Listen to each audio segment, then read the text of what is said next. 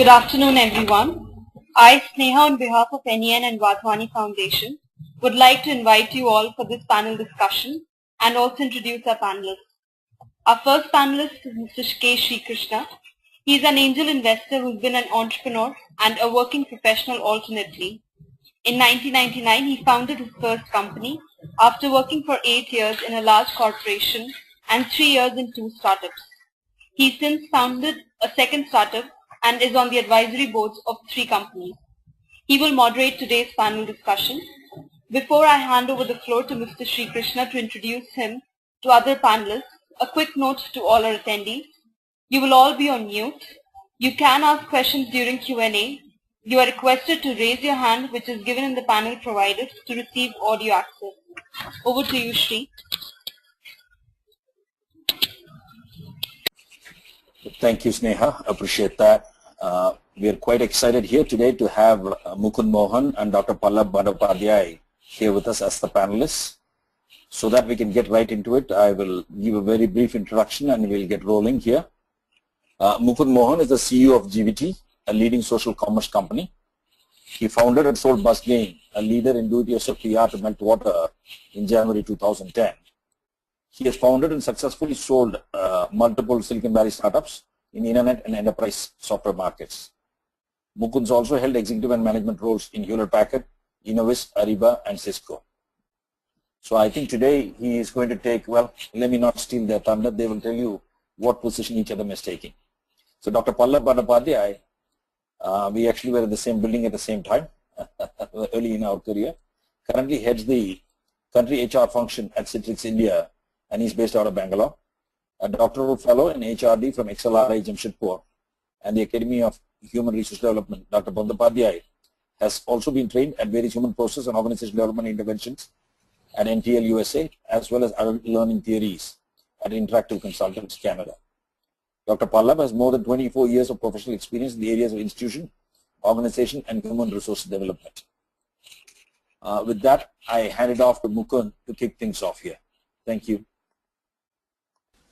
All right, so I'm going to, this is Mukund, and I've been a serial entrepreneur before. I've worked at large companies and small, and I'm going to give you a quick perspective and tell you a couple of stories about why you should start a venture right now instead of taking a job. My first venture was when I was in actually 8th grade. I went to a friend's dad who lived fairly close to my house, and his problem was that he was not able to get a specific set of people that he needed to help him pick the tomatoes from his farm, which was about another 20 or so kilometers away from Bangalore at that point in time. So he took the 2 of us, me and Joan, San Francisco. Joan and me studied at the same school. We were classmates and batchmates. And he said, hey, why don't both of you guys just come with me and try and help me? We'll try and get all these tomatoes. So we went all the way there and we started helping him a little bit. 3 hours into the program, picking tomatoes, walking through lots of fields. He told us, listen, I've got a really good idea. Why don't you guys take these tomatoes and go sell it? Whatever money you make is yours. So that was my first foray into entrepreneurship, and I started building, if you will, my first company along with Johan. The thing I found out right then is I have nothing to lose, and neither do you. The point that you are right now in your career, and I would qualify your career right now as people that are just finishing or looking to finish or going to finish their studies. At this point in time is probably the most carefree that you will ever be, at least for the next X number of years before you get married and you have kids and you have responsibility and you have a lot of other pressures associated with growing up. But at this point in time, you have nothing to lose. And what makes it the best, number one, is the fact that you are not encumbered by experiences that you have had in your work career before. So there's nothing that you really think cannot be done. That's one of the biggest advantages that you have. So I always believe younger people have a tremendous advantage over people that are more experienced in the area of not having to worry about anything that they are tied to or any experiences that they've been clouded with. I'll repeat the statement that I heard from, I'm not sure who it was at Google. Somebody told me that the technology is changing so fast that nearly 60% of what you know today, what you learn today, what you know today, what you will learn, will be useless in less than 6 months. And you can feel that already. I mean, about 5 years ago, none of us knew about Android and smartphones. In fact, less than that. about less than about 6 months ago, most of us didn't even know about Nichira and companies like that. So technology changes so rapidly that things are so dramatically fast that anyone with a lot of experience in those areas finds themselves to a large extent looking back at those experiences and trying to apply those same experiences to what they're presented with. So you guys do not have that baggage, as we call it. So keep going for it and try and build your own company. The second thing I learned was almost every time, even though your college professors and your teacher and very, very good people in the university taught you a lot of different things, the number one way to learn is actually by doing stuff. There's no other better way to learn. There's an old saying which goes, if you teach me something, I will learn 30%. If I teach somebody something, I will learn 60%. If I do something, I will learn 100%. So the best way to actually learn how to be an entrepreneur is by doing it, not by watching, not by staying in a big company, not by going to Plugged In, or not by going to Forbes, and not by going to Fortune, and not by reading Economic Times about articles of people like Sachin Bansal building a Flipkart, or any other person who's built a small or a large company before. The best way to actually be an entrepreneur and build something of value is by actually doing it. The third criteria I always almost adopt is, what's the worst thing that could happen? I always have this worst case scenario that I plan for. And for you guys, the worst scenario actually is that in a couple of years, your experience will be in a startup so valuable that you can go and get a job at any company at probably the same, if not more pay than you did before.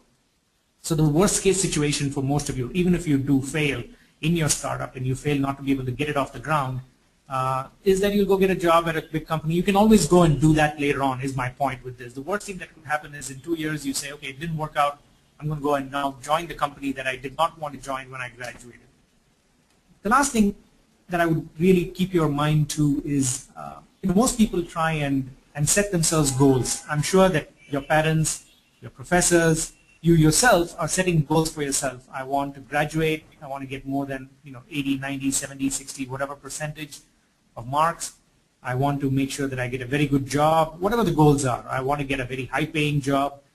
The thing that I've known is entrepreneurship helps you reach for the stars. It helps you actually think about bigger things than what you can actually do. And I've always noticed that whenever you try to reach for the stars, you at least hit the moon halfway down. You're better off actually trying to reach for the stars and go to the moon than trying to climb Nandi Hills and actually end up only halfway down to Nandi Hills, because the goals that you set for yourself as an entrepreneur are much, much larger. The last closing statement I just do, I'll make, sorry, is just close your eyes, go do it. There is a lot of people here to help you. The ecosystem right now for startups and entrepreneurship is a lot more. People are always excited to talk to entrepreneurs, but people are not so excited to talk about people who are working in much larger companies, not because of anything else, but because what an entrepreneur does is try and go against all the odds to build something great. So that's the parting statement that I would make for you. Don't worry about it. My case for you always is take my own example, take Sri's example, take all the entrepreneurs that we've seen. They always start early and they keep going at it. Thank you. I'm going to turn it now to Sri. Thank you, Mukund. As always, lots of energy and thought-provoking right there. Before we jump in, why don't we let Pallab have his say, and then we can go ahead. Okay. So thanks, Mukund. And here are my points. As I said, I'm here to speak about success, but success at whose cost? If you have to learn driving and you have a beautiful car, you just bought it, would you try that? Or if you have a good friend, borrow the car from him and learn driving, and after you have learned at least some skills, then get your new car which you bought with your own money, or maybe your father has gifted you, you try that. Which looks a better option? So I would like to start with the first thing. Being an entrepreneur is a different ballgame. You cannot find solutions. You cannot find solution to problems with the same thinking that created them in the first place, as somebody said. So, at the end of the day, when you start an enterprise has a similar character, big or small. Just like every human being, there are certain commonalities. I strongly believe that enterprise is the same. There are certain commonalities in enterprise, and you must learn how to run an enterprise. And therefore, my pitch is to learn the trick and then go and do it. Even as you can see Mukund's career, though he is an entrepreneur, he had worked in a number of organizations. And I'm sure if you ask him in the question and answer session that some of his best learnings would have come from his stint in this organization. So therefore, my points are, why don't we, as soon as you pass out of the college, why don't you join an organization? Even if you want to become an entrepreneur, you should do that. The first thing, as I said, they don't teach you to manage real people. And that's the biggest difference in, as we see it in developed countries versus developing countries, at least in India. If you have to do a program, you have to study a graduation, then masters, and then post-graduation. By and large in India, you will be sponsored by your parents. You go to a school. And unfortunately, being associated with a number of management schools today where I teach organizational behavior in human resource management and sit in many boards, unfortunately, the biggest problem is they don't teach you how to manage real people. And especially if you are in an engineering school in India, the situation is far worse. And I have been in this field for the last 24 years. So I have been doing this for last maybe 22 years of my life, recruiting young engineers from various campuses.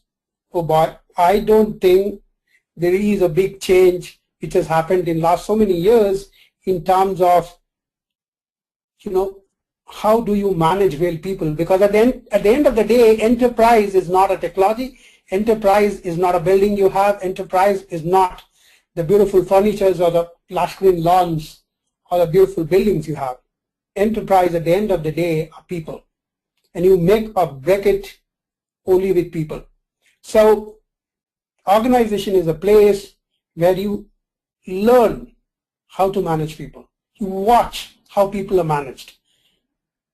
You watch how you are being managed by your seniors. Last week, I had about 110 graduates in my own organization, Citrix. They joined. And there were many who said that they want to become an entrepreneur. And therefore, I told them, even if they want to become an entrepreneur, it's a good time for them to give the best to the organization, and in lieu of that, learn how the people are managed. So I don't think in Indian context, even though there are a stronger ecosystem, for example, NEN is there. One of their motto is to create entrepreneurs. It's much better than maybe 10, 15 years back. Remember, Sri and I worked together. Those days, I don't think there were many entrepreneurs, though I have seen many of my colleagues have become good entrepreneurs, but still, I think you need to join an organization because you really learn how to manage real people. How many of you know to start an organization in India, and in spite of a very favorable ecosystem, unfortunately in India, it's not easy to start an organization. The numbers of rules and regulations, and even if you are from a technology field, you want to start a technology organization, you want to register a company, and then you have to get the licenses. It's a big job. I have personally helped at least half a dozen entrepreneurs to set up their shops. They have been extremely successful as a technologist, but when it comes to looking at, for example, Shops and Establishment Act, how many of you know that it is required when you start a venture? What do you do? It's unfortunately in India is not as simple as it looks like. So how do you know how to run the other functions? If you are a technologist and you want to start a startup, how do you know how your finance is done, how your facilities is done, how your logistics is done? And therefore, I think that's all that you can learn from an organization. The last thing what I ask is, do you know your career anchor? How do you know you are an entrepreneur? Dr. Ed Shen in late 80s from MIT has done this work. He tried to find out what is that anchors people in their career.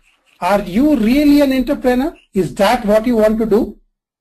And therefore, that's what you need to kind of figure it out.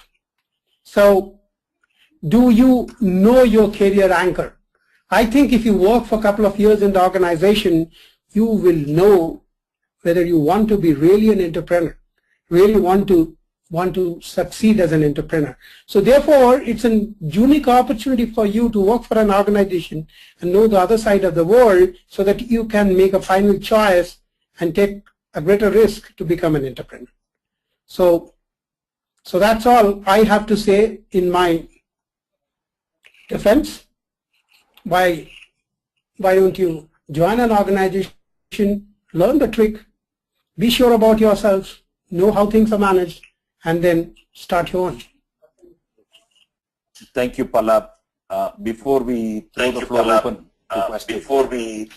open to question, maybe we can have a little clarify a couple of things, because obviously, firstly, thank you to both Mukund and yourself. You've taken a very clear and a very strong position, which makes the discussion that much more interesting. So let me start with the question, Pallab. You said, look, in terms of for each of us to understand a career,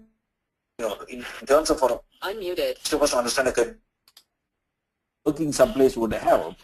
My question is, working someplace might tell you what you don't want to do, but it's really going to tell you that you want to be an entrepreneur.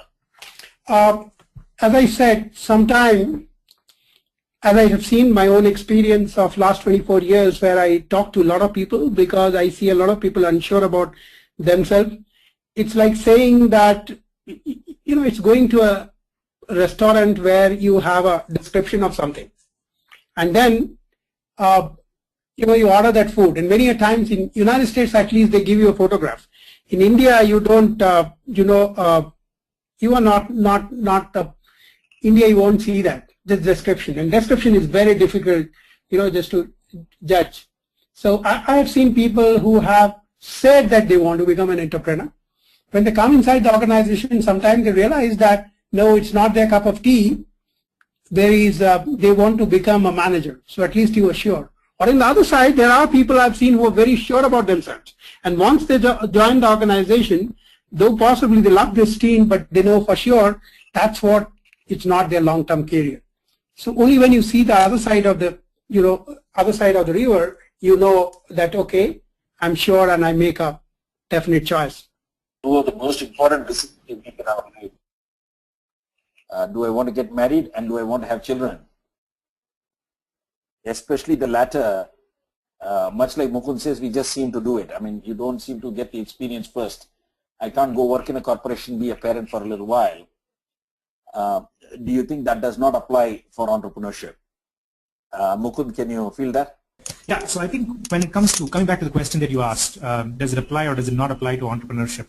I think the most important criteria for most entrepreneurs is they will find out that any amount of reading, experience, watching, learning from somebody else doing it doesn't actually give you the actual feel of actually doing it yourself. Coming back to the example Dr. Pallab brought about, which was, do you want to drive your car, buy a car and drive it, or do you want to be able to drive your friend's car? I mean, most of my friends won't let me drive their car. That's a joke, but I'm always the kind of person who believes that the best thing to do is buy a second-hand car and drive it. So what I mean by that in this context is that you try something small, see if you can get it working. The only way you're going to find out these different rules that Dr. Pallab brought about, such as Shops and Establishment Act, TDS, service tax, etc., such as PAN card, TAN card, etc. The only way you're going to find all these things out is if you do it yourself. Any amount of reading about it, any amount of learning about it on the web, or any amount of learning about it from books is not going to be able to actually give you that perspective of remembering. As most people say, I remember a lot of things that I do, but I don't remember a lot of things that I actually read. Thank you, Mukund. The good news is there are lots of questions coming in. I think rather than just the three of us talk, I think it'd be good to begin to field some questions that people are asking and take it from there. Once again, thank you for taking very clear positions. Hopefully we will learn in the BuzzGain as well, and maybe even switch positions by the end of the conversation. So I hand it over to Sneha who will let us field questions.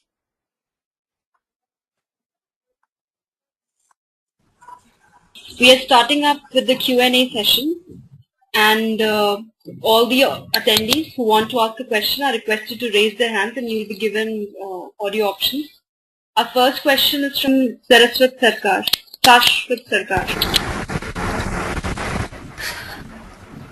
Yes, Saraswat, yes, you can ask your question. No, sir, I would like to ask the question as Mukund sir pointed out that we should first work in some organization before starting to learn them and manage the people. I completely agree with that, but my question is that how to learn the things, because the organization I would be getting into, I would get into an ongoing organization and not a startup firm. So how to learn the basics of starting up from an ongoing firm? That is my question. Because at the end of the day, I'll have to start up myself.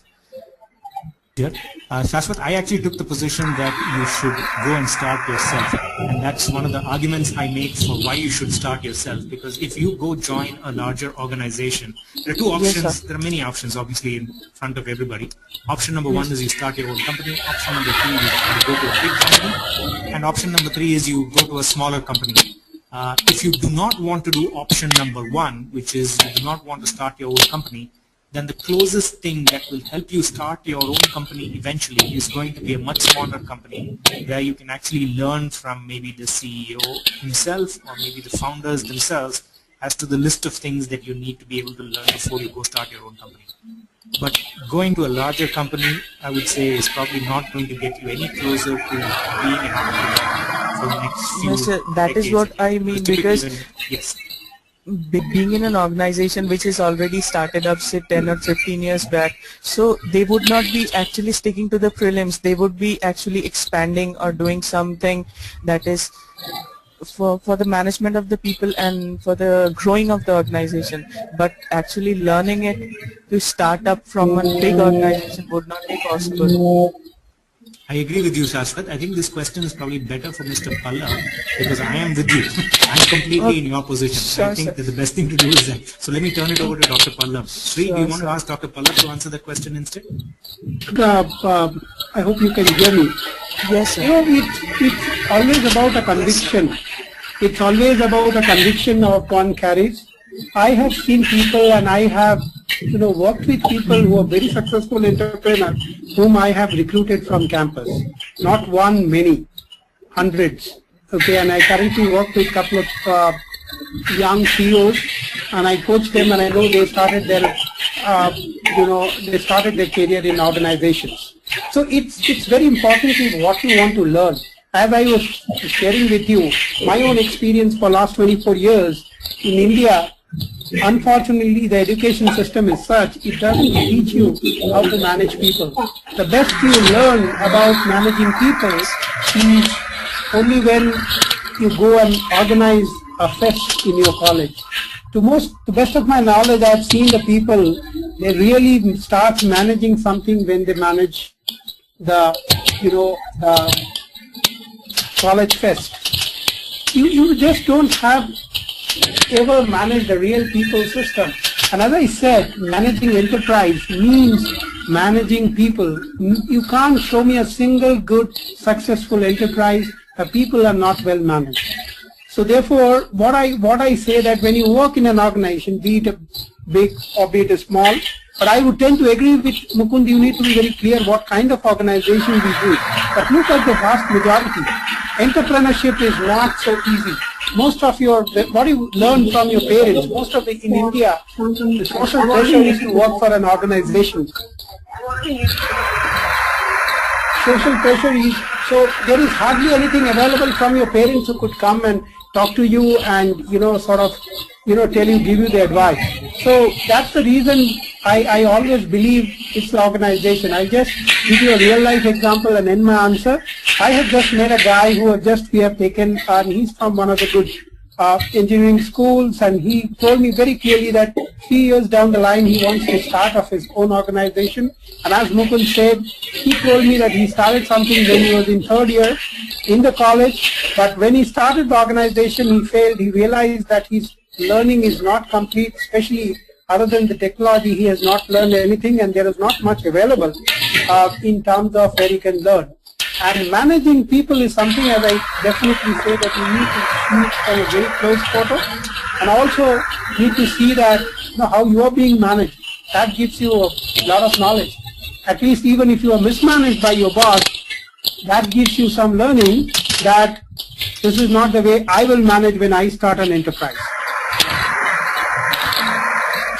Yes, thank you, Pallab. Thank you, Pallab. Okay, our next question is from Dheeraj Bhaskar. Yeah, my question is that you said that you need to start when you're in 20s, when your risks are low and when you have the strength and the time to actually do your efforts. But how do you get the knowledge, like the finance stuff and the legalities when you're just in your 20s? So I think there are lots of things that almost all of us do not know about starting companies. I have started 3 companies and I'm still learning on an ongoing basis. The field of law, the field of accounting, the field of finance, the field of human resources, the field of growing, managing professional leaders is always changing, always growing, and always increasing. So there is no way that you're going to be able to learn 100% of it at all. The way I would so the question I would phrase it as, if you don't know, go learn it just in time. You will make mistakes, but you're better off learning by making mistakes than by learning by watching somebody do it and tell you this is how it's done. So I think the philosophy that most people have, I believe, is learn by making mistakes. And it's okay to make mistakes because all of us make mistakes all the time. So the way to be able to learn when you do not have knowledge about the legal, about finance, my suggestion is build yourself good partnerships. Get people who you can get recommended to you by other entrepreneurs. Build yourself a good network. Entrepreneurs will recommend good finance people, good legal people, good HR people, and they will be able to build your network. So one of the key things that you need to do is to build a very strong and good network of people who you can trust, who you can learn from, and who you can go to with questions. So that is the best way to learn. My question would be rephrased as, how do I learn and who do I learn the things that I don't know, as opposed to I don't want to start because I don't know these things. Thank you. The question is from Mudit Karla. Yeah, see, I started working around 6 years back after school. And I worked with, I started up I was part of 3-4 startups and all web-based.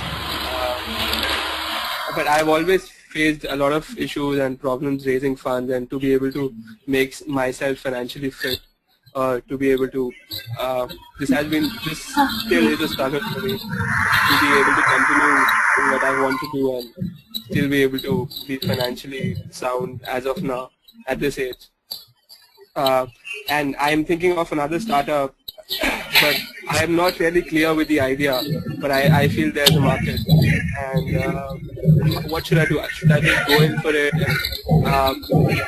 Should I just go in on my gut feeling, or how should I go about this? So Mudit, what I would say is, right now, more than ever, there are a lot of ways for you to be able to validate your idea before you actually go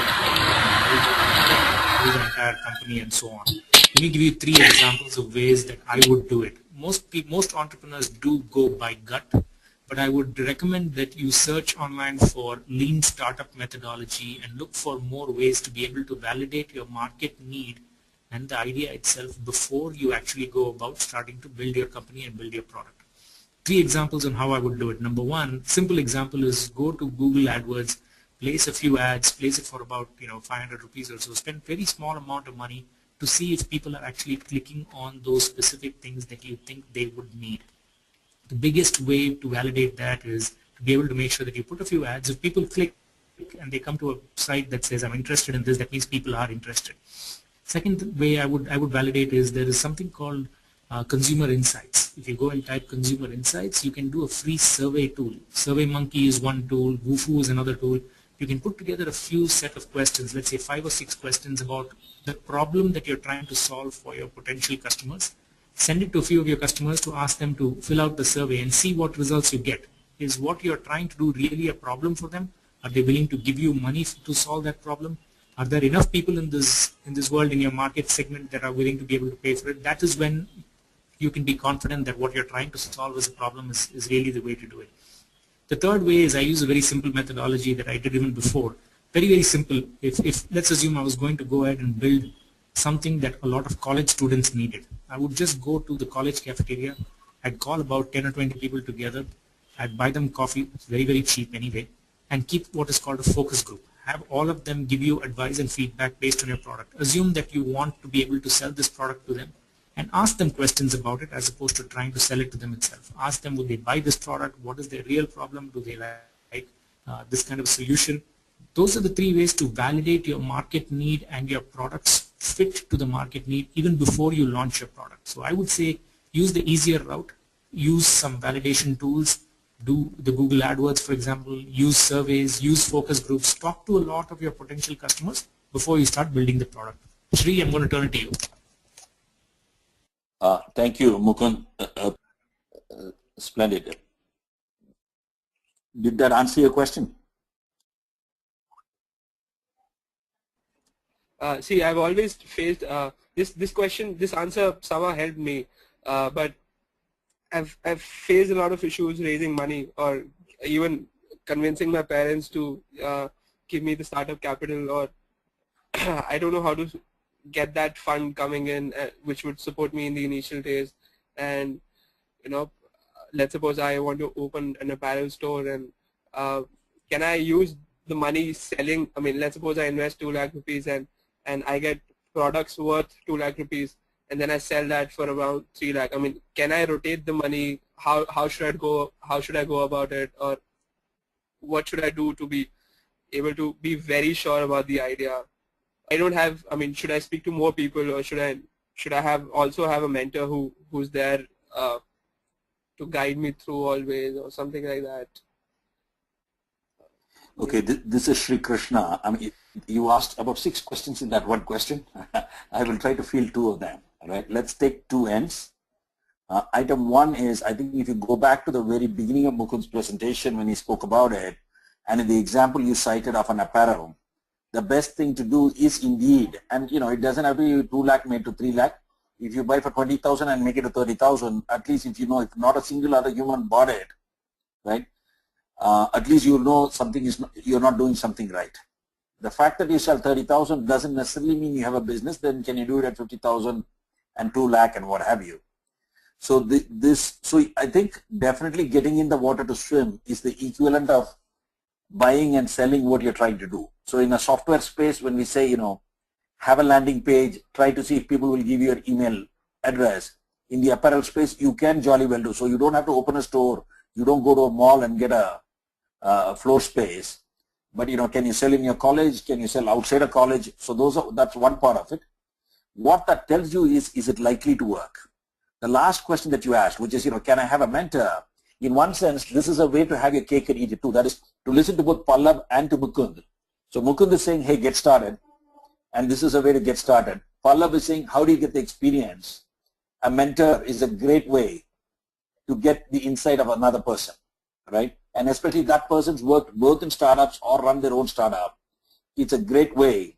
As long as, this is just like advice your parents give. You still decide which to take and which not to take. Similarly, with your mentor, there's a choice that you have. So I think these 2 things, when you try to marry these 2 things, one, get down and try to do something. And in your case, the apparel case, I would see, can I move t-shirts, or everybody moves t-shirts, or whatever it is that you're trying to do in apparel. And the other side of it is, I would certainly try to rope in someone at the very least to advise you, or if someone, or even find a partner to try and validate for you. That is what I would do. Okay, the next question is to Srini. I'd like to ask that, I was privileged enough to be connected to a lot of people through NEN, and the entrepreneurship people, they tell me scale down your idea, but I feel that I can execute it. So do you think I should go ahead and get my hands down and dirty and execute the idea first, and then see whether it is possible by me or not, or listen to them, heed to them, and wait until go step by step and reach the final idea? But I'm afraid if I do it that slow, that much of time might not be on my hands. My suggestion to you would be, there's always a dichotomy or a challenge between thinking too small, thinking too big, executing small, and executing big. I'll give you a statement that I learned from John Chambers, the CEO of Cisco, a long time back, which I still think holds very, very true. He said to be successful, you have to start small, think big, scale fast. Let me repeat that again. He said, think big, start small, scale fast. So what people are telling you, both things at the same time. I mean, there's no end of the amount of advice that you will get from people. The key important point is to make sure that you get somebody that you can trust and you can listen to who has been in your shoes before. Every big idea started small, so I think what everybody's trying to tell you to a large extent is start executing on smaller ideas and keep executing them very, very well. Show forward progress towards a larger goal. The unfortunate part is even if you have a very large goal, what a lot of people call BHAGs, big, hairy, audacious goals, every one of those BHAGs also takes small steps towards their execution. So start getting some wins. With more wins, you will get more confidence. So set some very, very easy to achieve, at the same time very valuable and useful milestones. For example, shipping the product, getting the customer, making sure that you can have cash flow positive. A few other milestones like that and work towards your vision might be a much better approach. Especially these days, and especially in software and internet, almost every company is trying to execute a very small, specific set of things in a very short period of time to see if there's traction at their speed. If there is none, then they'll go on to the next thing. So I think keep yourself very flexible, execute a small idea, keep milestones for yourself so you know that after you achieve this first step, what are the next 2 or 3 steps that you can go ahead and achieve, and what are the milestones associated with that. So go back to the point again that I said that Chambers always used to teach all of us, think big, start small, scale fast. So once you start small and you've got very big and ambitious ideas, figure out a way to be able to get to a point of leveraging those ideas, getting a lot of people to help you and achieve that big vision and dream. Sri, back to you. Thank you, Mukund. That encapsulated the whole thing. And I think Pallab will also agree here. This formula works even when you work somewhere, not just on your own business. Especially when you're new at a job.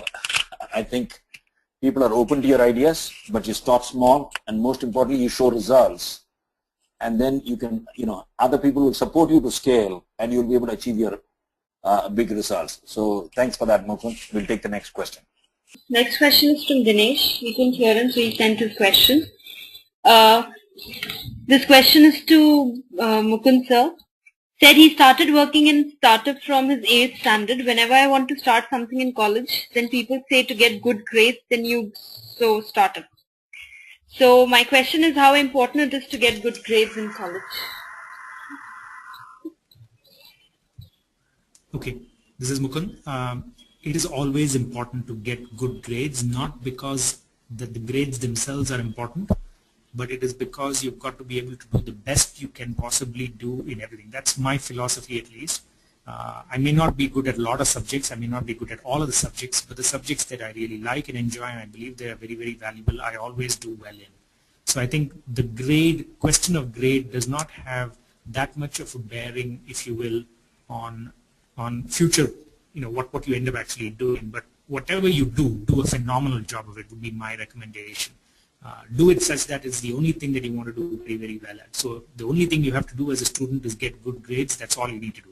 Besides that, I know we're all going around trying to hang out with other people, have a lot of friends and all of that stuff. But as a student, the biggest responsibility, or the biggest job you have, if you will, is getting good grades, working at it and getting good grades.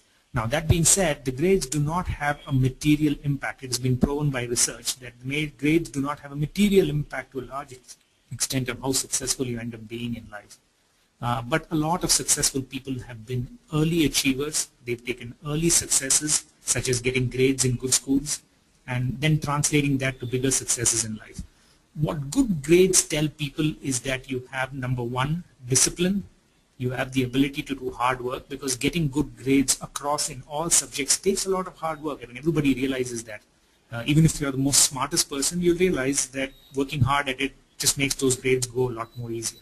So what good grades tells everybody else is that you're disciplined, you're willing to work hard, and you're willing to be able to do what it takes to get to the next level, to get to the 80% or distinction or 90% or whatever it is that you have to do. So getting good grades, guys, by the way, there's no compromise on that. You've got to be able to do phenomenally well, because that is the primary thing you're doing as a student. And again, I temper that by saying you will get good grades, and that is good, and you should feel proud of the achievement because your parents will feel proud. They're making sacrifices to have you go to school. You're making sacrifices and doing things that you would rather be doing at that point of time. But it does not have a significant bearing on your success going forward. So get good grades, don't compromise on that, but realize that that is what it's teaching you is discipline, hard work, and persistence is not teaching you that you're smart. Back to you, Sri. This question is from Amit.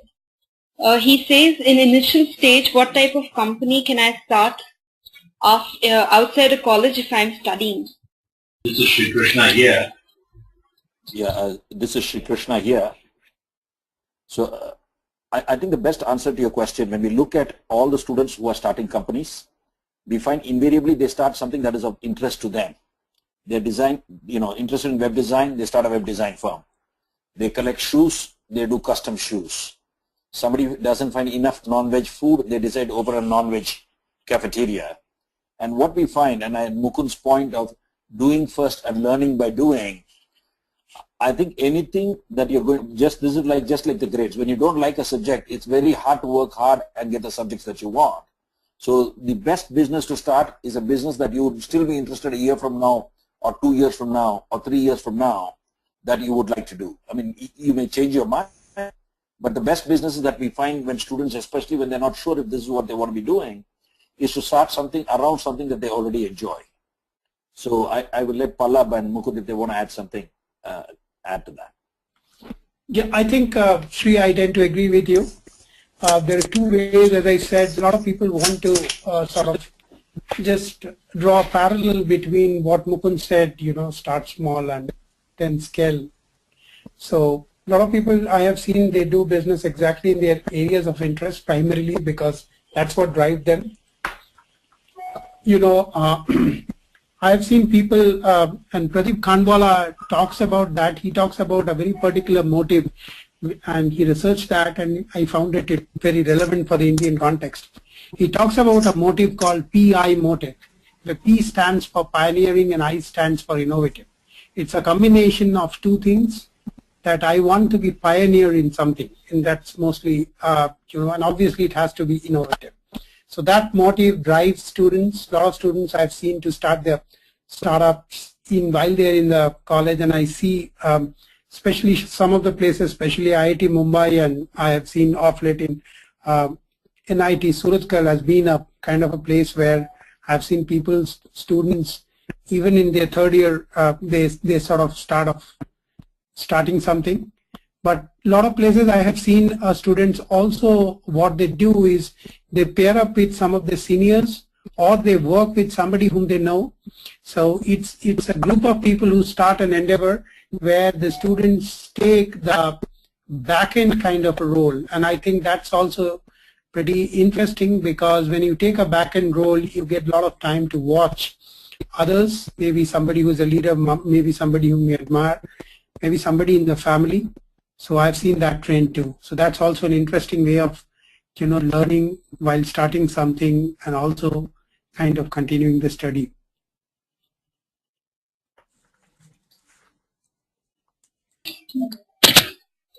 Thank you, Pallab. Our next question is from Manoj Patel. Yeah, so I would like to ask, what are the minimum number of employees one can define or one should have to be eligible to start a company, right, to fulfill their salary and organization expenses? Question, what is the minimum number of employees one needs to start a company to be able to meet their salary and other expectations? Was that the question? Yes, correct. So this is Mukund. I don't think there are any minimum per se. Most people that I have seen that start companies out of college either start it on their own with one person, or usually it is 2 or 3 co-founders, or 2 or 3 or 4 people together that start a company. So there is no minimum requirement. To start a company in India, you need 2 directors. What they call is both of these directors are directors of the company itself. So in most cases, when there is only one founder, then his father or brother or somebody who's older usually will be a director in the company along with them. But if there are two people in the company who are co-founders, then they will both become directors of the company. So now going back to the specific case of why you don't need more than one person, a lot of companies these days are being built with a very lean and small organization. I think the number of people you have in the company should maybe be a metric for a certain number of companies that are interested in growing the size of the company and building a services organization. But there are a lot of opportunities such as software companies, such as non-linear growth with mobile application companies that can be built by one or two people, and you don't need to have hundreds if not thousands of people in the company. The metrics that you should look for should be more the company's turnover or revenue, should be the company's profit or gross margin and net margin, and the number of employees should probably not be a metric initially for you to worry about. Amazing things can be even done by one individual with a lot of passion and with the ability to spot a problem and change the solution, provide a solution that changes the problem. So my suggestion is don't look for any minimum number. If you have one other person with you, that's great. If you have 2-3 other people with you, that's better. If you have just yourself, that's also fine. Just jump into it and get yourself a good list of advisors and mentors and have them help you through the process.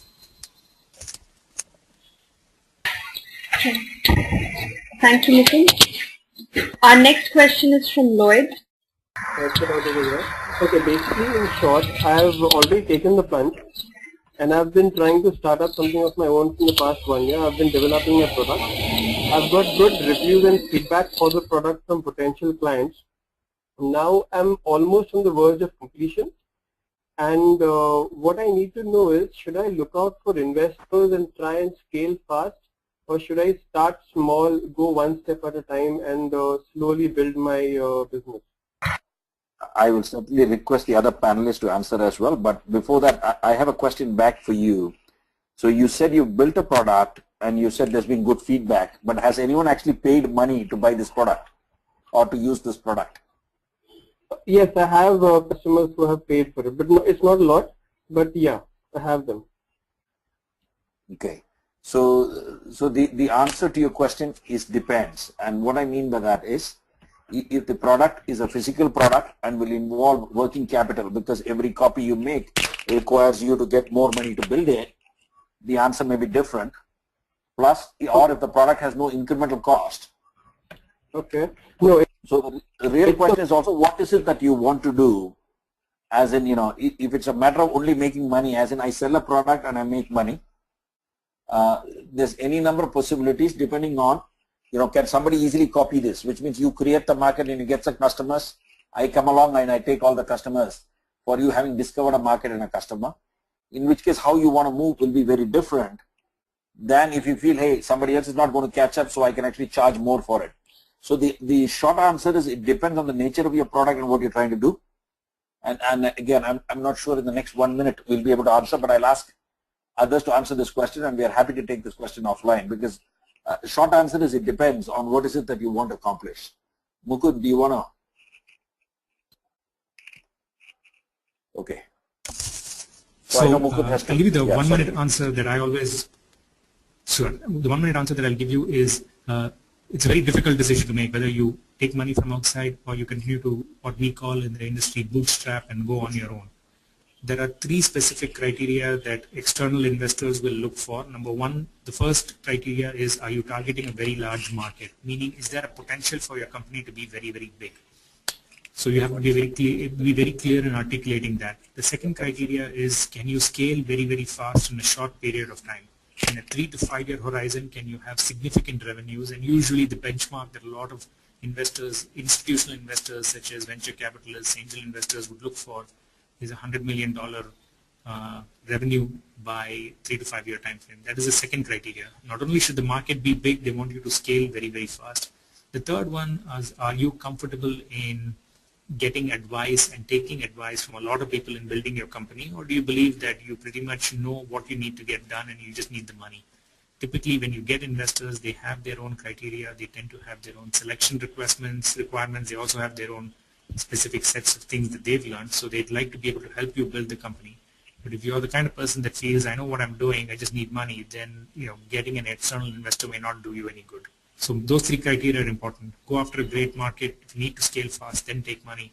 If you're willing to be able to take advice from other people to build your company, then that would be the three criteria I would use to even say you're ready for investment versus not. That being said, nearly 85% of companies in this world have not taken external investment, so you can definitely build a large company successfully on your own without having to take investment or funding from outside. Thank you. Thank you very much to all the panelists for the interesting session.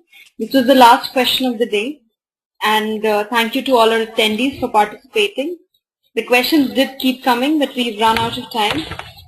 So please send in your feedback and suggestions to us at eclub@nenglobal.org. Also, if you found the session interesting, feel free to blog or post about it. The recorded version of the webinar, the panel discussion, will be available on our website eclub.nenonline.org by the end of this week. Our next webinar will be held on August 1st from 3 p.m. to 4 p.m. by Vikas Verma of the Color Factory on practical tips and guidance on how to plan your entrepreneurial journey. We look forward to your participation. Also, NEN eClub is starting a series of workshops across India. The first workshop is on July 28th at New Delhi on the topic Pivoting Your Venture and Getting to Plan B. The format of the workshop includes group work, exercises, and interaction with our guest entrepreneur to avail real-time perspectives. Register today and get early bird discounts. For more information, visit our website. Thank you once again and have a nice evening.